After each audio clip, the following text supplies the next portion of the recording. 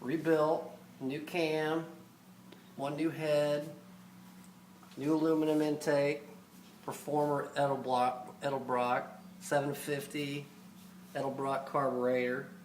That's better than the Holly that you had in there before? Yeah, electric choke. Got the new headers, ceramic coated, and new MagnaFlow exhaust. This? Nice. Battery. And what's this? And the dual electric fans with the aluminum radiator. Hey, what's Oh, yeah. this? Why does this move? That's just a handle. Hey, what's this? Is that the air conditioning right there? AC right there. You gotta have air conditioning in What's Kansas. this? And what's All this? repainted. The Hey, whole what's this? repainted the whole inside. Engine compartment. It says there 325 horsepower. How much horsepower do you think you're really getting? Hey, what's that? Probably 425. 425? What's that?